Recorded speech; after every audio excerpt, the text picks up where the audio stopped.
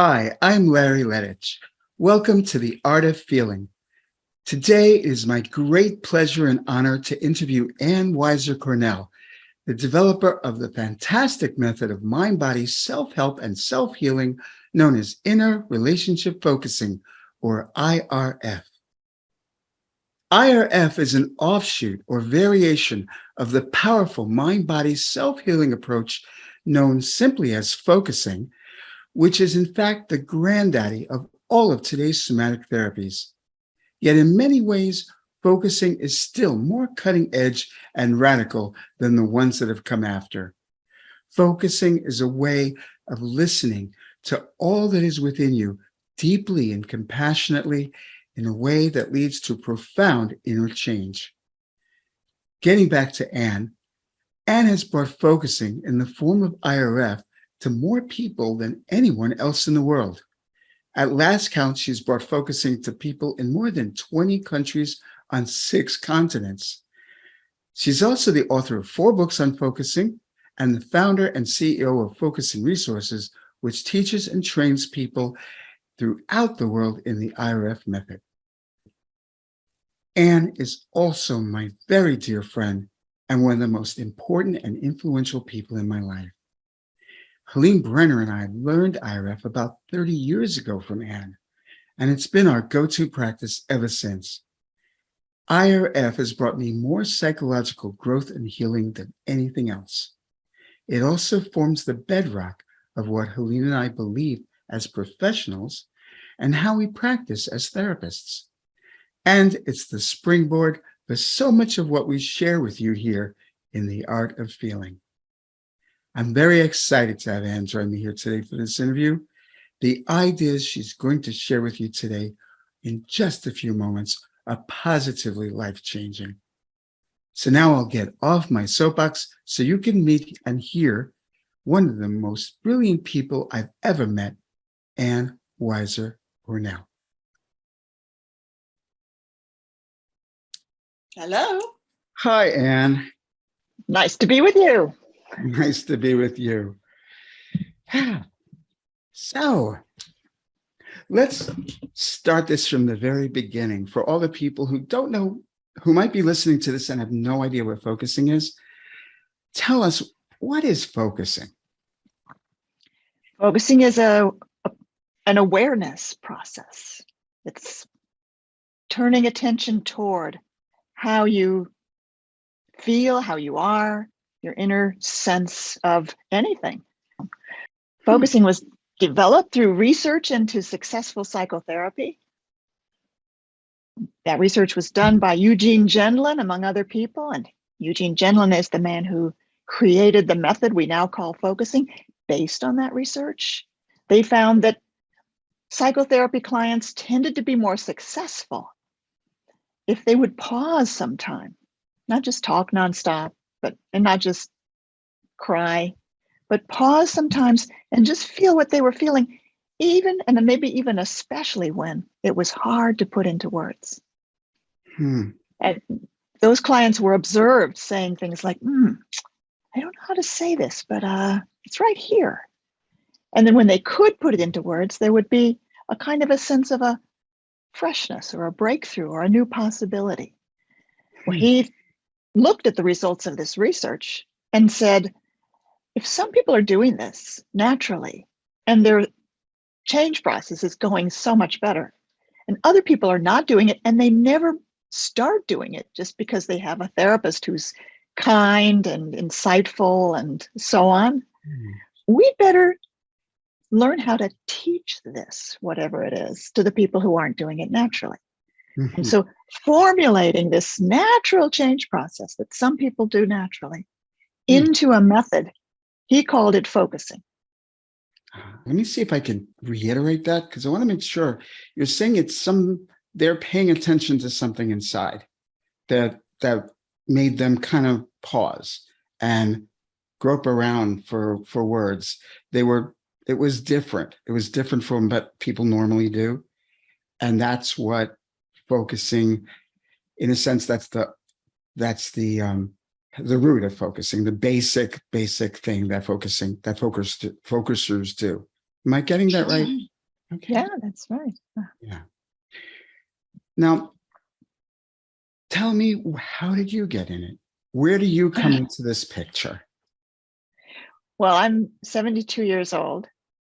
When I was 22, 50 years ago, I met Eugene Gendlin. I was a graduate student at the University of Chicago in 72, time of great ferment, student It was, I do activism. remember. Yeah.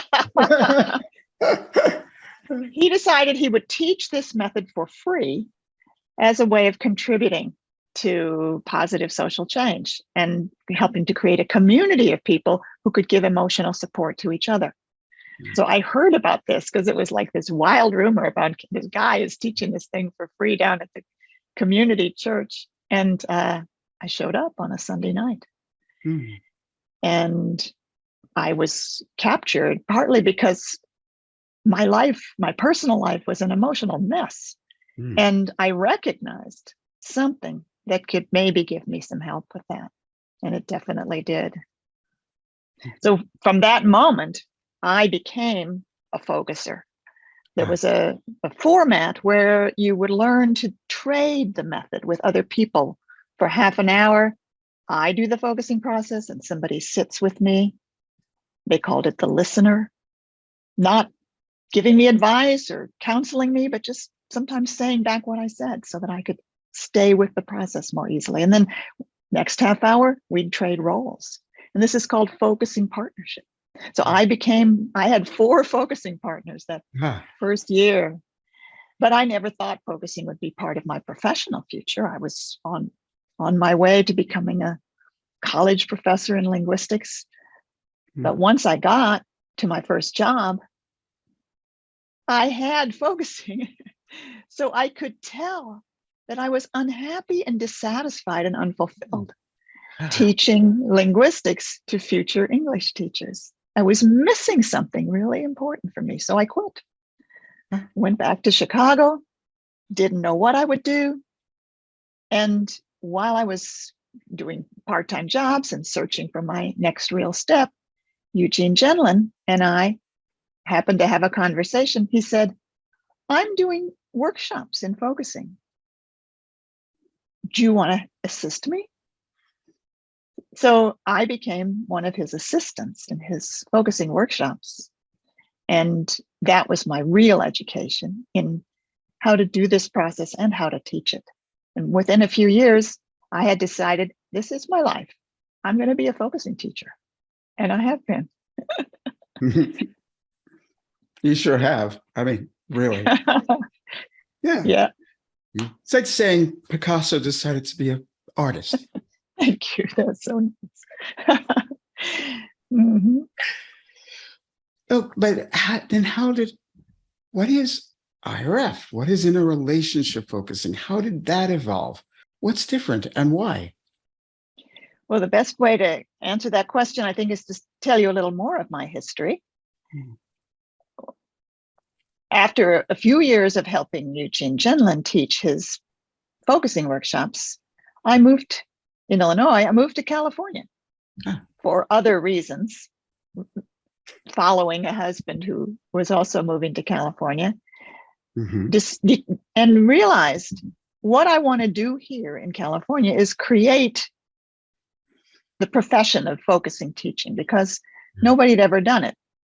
Nobody had ever made their living teaching this odd new method. So I put an ad in the local directory. I got a part-time job doing something else to keep body and soul together. And people started showing up, answering my ads, saying, yes, I'd like to learn this thing. But what happened was that the methods that I'd learned from Eugene Gendlin, good for him to teach to a group, were not working as well as I would like to help the individual people that I was seeing have powerful and fulfilling sessions that carried their life forward. As I sat with people, they actually taught me what they needed in order to do the process. And I kept the essence of focusing, which we've already talked about, which is that there's something here that comes, that's not just our usual thoughts and repetitive concepts, but it's something fresh that we can feel and that isn't easy to put into words, but that when you bring a kind of non-judgmental awareness to it, it begins to shift, open up, reveal new possibilities, and what was there begins to change. Tight feelings loosen, anxious feelings relax, and so on. Turned out all the changes were, I realized, in the direction of enhancing and emphasizing the inner relationship between the person as a whole self and these aspects of themselves that were coming in their body, the tightness, the anxiety, the sadness, and so on. So the relationship needed to be one of acceptance, allowing, compassion, empathy, and that I could begin creating invitations and prompts that could support the people I was working with to have that kind of compassionate and so on inner relationship. That's why I began to call my work inner relationship focusing. When I met Eugene Genlin, about 6 years after being on my own that way, he encouraged me to keep going. He wasn't I'd been a little nervous about it, but he wasn't at all bothered by the fact that I was working in a different way than he did. He said, keep going. That's wonderful. That says so much about him and probably about you too. Oh, well, Yeah. and I need to, if I'm talking about the history of inner relationship focusing, I just need to mention my colleague, Barbara McGavin. I met Barbara also a few years into this development process. She was a focusing teacher in the UK at that time.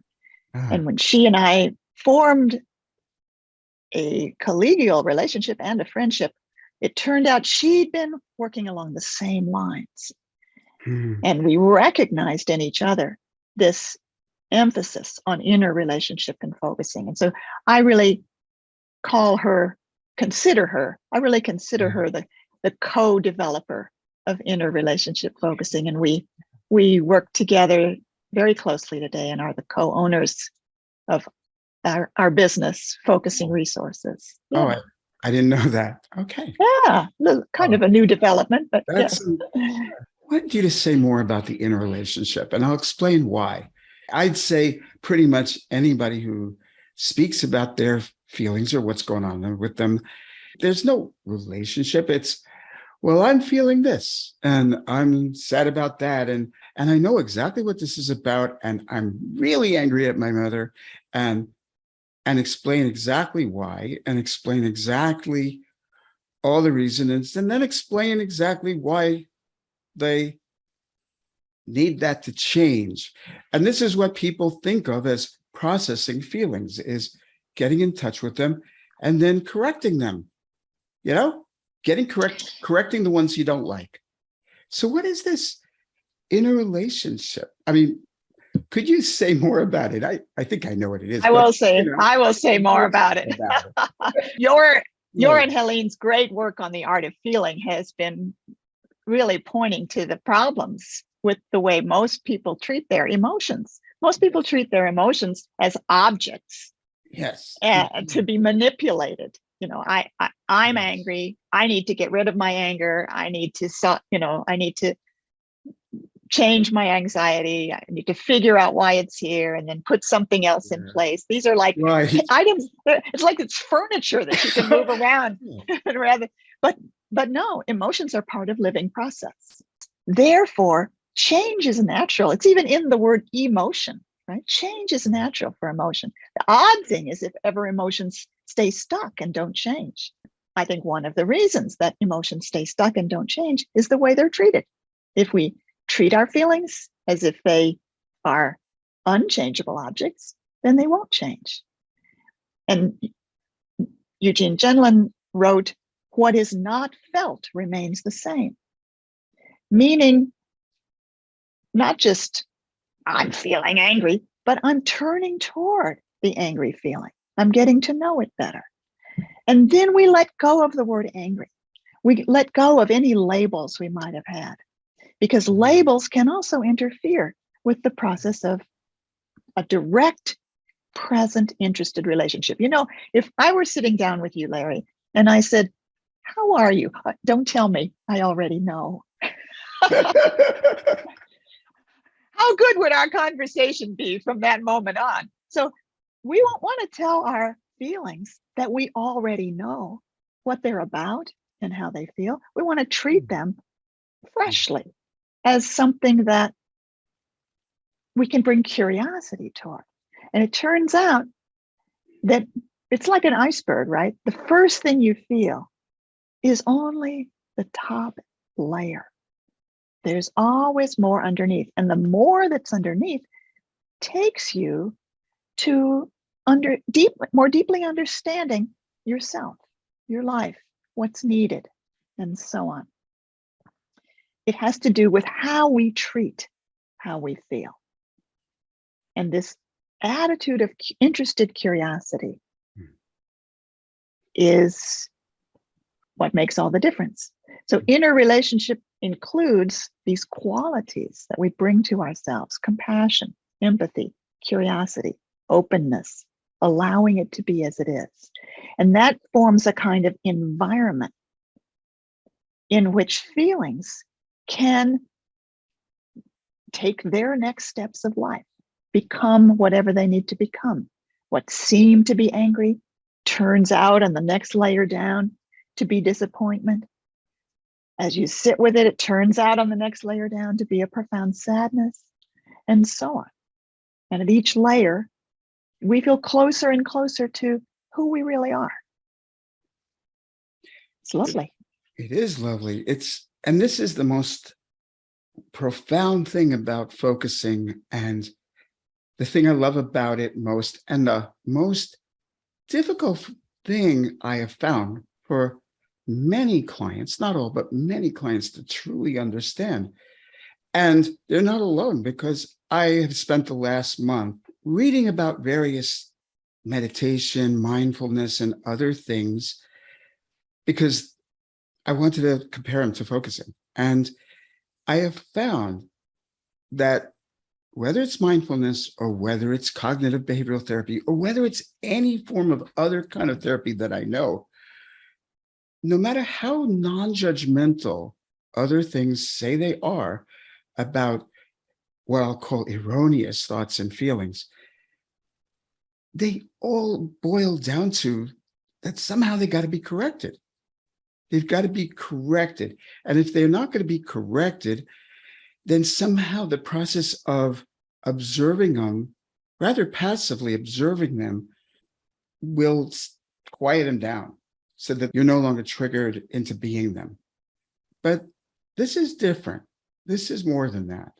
Well, I'd love to tell you a couple of stories. I mean, first of all, I want to tell a nice, simple little story about my fear of flying. It isn't exactly flying that I fear, I fear turbulence. And I find turbulence. Okay. No, I know. I had to say that. I know. So this is a very common feeling. Okay. So, but I find it so unpleasant to be in turbulence that it affects me before the plane gets off the ground. Oh.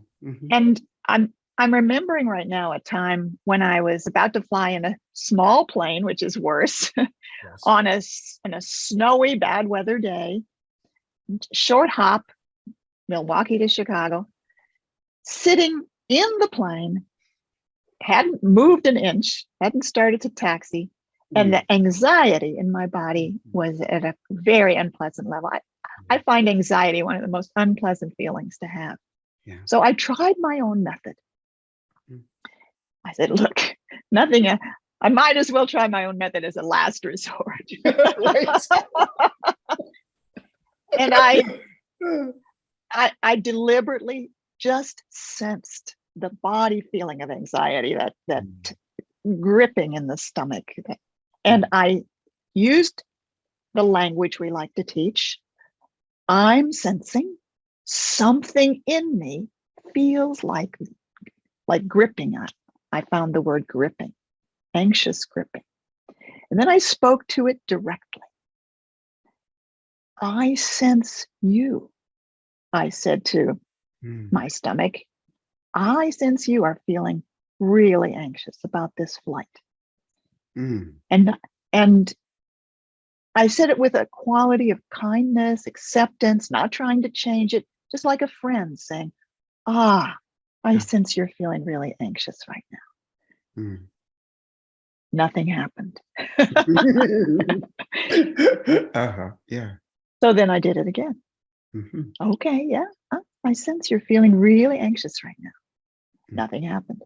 Third time, and I'm being persistent. I'm demonstrating that I'm willing to hang in there. I'm willing to keep showing up. And finally, the anxious feelings realized somebody else is here. Oh, somebody's listening. And there was a slight easing. And I said, and I realize you're really worried about this flight. And I am here with you now.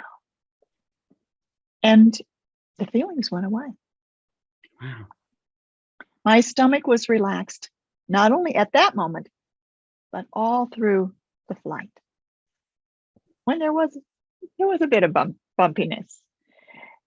Now it seems like a miracle. You don't do anything, but just sit and say, I sense how you're feeling, and I am here with you. Well, sometimes it works that way, but sometimes there are deeper layers, and it needs something more than that. So I'm going to tell you another little story. This is about one of the biggest positive changes I ever went through because of focusing. Because I had writer's block. I had written a PhD dissertation, but since then, I'd longed to write a book.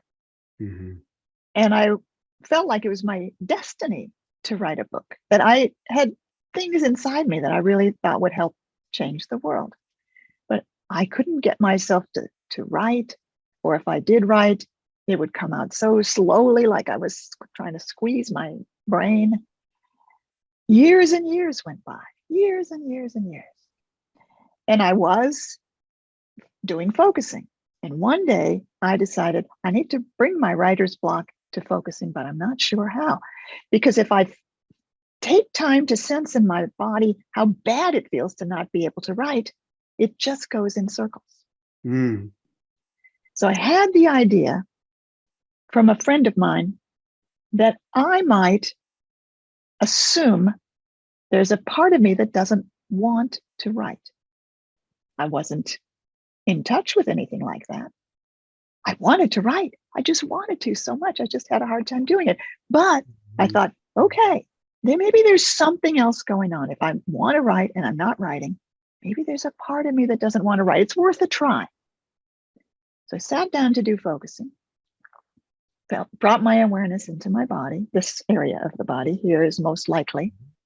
And I said, maybe there's a part of me that doesn't want to write. If so, hey, I'd like to get to know you better wherever you are. And I waited. And slowly I began to feel a kind of sensation that was like a bending forward of my body like this. Just very subtle at first, but as I stayed with it, it got clear enough that I could say, oh, it's like a bending. And then I stayed with it further.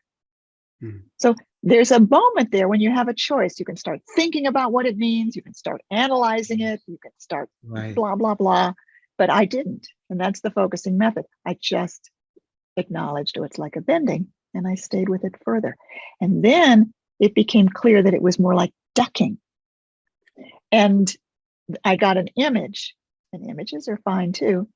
I got an image of myself in front of one of those targets. I was like on a firing range in front of a target. Well, I don't know what that has to do with not wanting to write. And if I start thinking about it, it's not going to help. So I just stayed with it. I said, okay, it's like being on a target range down by the targets. And then after a while, I got an image from my childhood. I saw my father shooting at me with sarcasm and critical comments, especially if I was being self-expressive. My expressiveness seemed to scare or bother my father, and he would shoot it down. "What do you think you are?" he would say. And that memory was shown to me as part of my sitting with the body feeling of not wanting to write. And as I sat with it further, the whole thing became clear. There was something in me that was protecting me from not getting shot at by not allowing me to write. And from that session, writing got easier. And as you know, You've written 4 books. I've written 4 books, and I'm still going. And it is fulfilling. It is my destiny to write books. Right. So what we see from that story is that change can happen from just staying with what you're feeling, with that curiosity and that openness, and letting it take its forward steps of revelation and understanding. Yeah. Gosh, I have to admit, makes me think, oh gosh, I should finally commit to focusing about my own writer's block, because I struggle so much. I really do. And all the things that I say to myself to get through it, even all of my insight, even all of perhaps long ago focusing sessions, they don't speak to what's happening right now. And for all I know, there's something more that I actually need to get in touch with. And one of the beautiful things about the story you just shared, and I see it with clients who are open to focusing in therapy sessions, is the unexpected quality of focusing. Because I always know somebody is truly in touch with their inner self in that focusing way. When they reach something that neither one of us could have predicted at the outset, where there's no moving the furniture, as you said earlier. There's no cognitive manipulation going on. It emerges, and what emerges, they didn't know, or actually in a way they didn't know, and all of a sudden, though, they say, well, but I always knew, deep down I always knew that was it, but somehow I never put it into words. I never became aware of it until just now, which is quite astonishing and magical, and makes my work much better, because it's more fun, more satisfying, because something's changed in them that we could have been going around in circles for months, possibly, certainly for weeks, and not really change. We've talked about not treating emotions like furniture, but I think there's another dimension to how people often treat their emotions, is that they fear them. Yes. They're afraid that something inside might actually be like a scary monster, that if you get in touch with it, it'll be too much for you. It'll overwhelm you. Or it'll get stronger. It'll take you over. You'll become more like that. Right.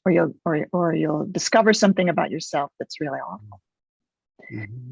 And what I think is really important is to understand that those attitudes of fearing emotions and fearing being overwhelmed by them, the very sense of being overwhelmed, those are emotions too. So I want to build my ability to not be merged with or identified with any of my emotional states or stressful thoughts. So one key element of interrelationship focusing is something we call self-in-presence. And I often make this circular gesture, because it's like the whole me, the big me, has emotional states, has stressful thoughts, has beliefs that aren't serving me, and so on. And also body sensations that are painful, like tension, tightness, heaviness, and so on. But I am more than all of those. And so disidentification refers to I am sensing something in me is sad or heavy or tight or worried and so on. And then I notice, how am I about that? Do I accept it? Am I welcoming of it? And if not, there's another something. So I am also sensing something in me that doesn't like feeling that way or is scared of feeling that way. And I am the space. I am the environment where both of those can be the way they are. If I want to do focusing with either one of them, I sort of turn toward it. I'd like to get to know you better, but either one or both can get a turn, and I can discover richness and possibilities for change and growth inside my stressful emotions and my feelings about my stressful emotions. So that's, I think, another amazing part of inner relationship focusing. Once you get it, it changes everything. Now, it's not necessarily easy. Our first reaction may be, I don't like this. So there's a process of learning to recognize that I've just become identified with a something in me that doesn't like this other something, and then be able to make that shift into being with it instead of being it. Right. I want to say, because some people hearing this might think that this self and presence means somehow you call upon some Buddha-like part of you, like all of a sudden you're now self and presence. But it's not even that. It's almost simply a shift in perspective. It's a shift into it's a shift in perspective. It's another place to sit. You don't have to have any qualities of perfection in order to be more self in presence right now. The language itself that we teach can help you move toward it. Whether you feel it yet or not, if you say, I'm sensing something in me is really upset or whatever, the language has a bit of an effect to help you feel that difference between you and your emotional states. It's not a distance, because they can still be very close, but it's that I am here with this. Yeah. Mm-hmm. And let me say something more that I know you've been looking forward to me saying. That when people are afraid of what they're feeling, afraid it means something really awful or bad inside of them, what I always like to tell people and remind them is that there are no enemies inside. Take my writer's block, for example. I might have thought that my lack of ability to write, my procrastination and my dragginess about being able to write, was from a saboteur inside, something in me that was trying to hurt me. Turns out that wasn't true at all. Something was trying to save me, trying to help me. Mm-hmm. Now, working with hundreds and hundreds of people over the last 40 years, I found no exceptions to this. What seems to be something in us that's self-destructive or trying to hurt us or damage us always turns out to be something that, in a way that's perhaps not very successful, is trying to protect us or save us. And many of my friends who are therapists, maybe you're one of them, although I've never checked with you, keep in their office a little handout about saying, I'm sensing something in me. Because no matter how great your sessions with your therapist are, you still have your life in between sessions. Absolutely. And we can add to that by bringing awareness to our own self and doing these self-awareness, self-acceptance moves, even in between the sessions. Absolutely, folks. That's true. And I do it. I do it all the time. This has had such a healing effect on my life. It's so funny when you shared about the plane, because just yesterday I was panicking, absolutely freaking out about looking at something, having to look at something that I did that was going to be published. And I knew this is absurd how extreme I was feeling. It was driving me a little crazy because how extreme I was feeling. And yet I knew this wasn't made any sense, but knowing that it didn't make any sense did not help at all. I was just getting more and more and more anxious. And finally I did say, okay, so there's something in me that feels really terrified about looking at this. It's just terrified of it. And I said it exactly as much as it really felt. It wasn't a little afraid, it was terrified. And being free to say exactly how bad it was, but saying it was a part of me helped almost immediately to relax it. And then I got more. And then I got more about how afraid I was of being criticized, and longtime feelings of fear of scorn and judgment and all these things that came up.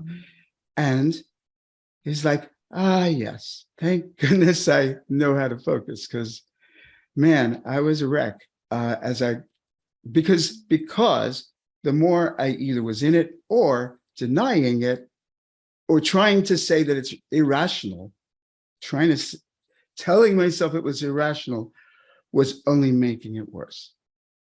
So that just happened for me. And I did that. That was just part of life. That wasn't doing any special sit down thing. I didn't have to go into any yoga positions. Didn't have to stand on my head. Yeah, which I can't do anymore. I never could. I never, all honesty here, I never could. Okay, glad we're really getting honest. Anyway, so thank you, Ann. I think this has been terrific. I so appreciate you coming on and sharing this. I hope everyone here who's listening has gotten a taste of this. Please feel free to, if you have more questions, to put them in the comments section. Maybe we'll even get Ann to answer them. And if you want to learn more, please go to focusingresources.com, which is Ann's organization, Ann's website, which has immense amount of resources for you. So thank you so much, Ann, for being here. It's so lovely to hang out with you this Sunday morning and do this.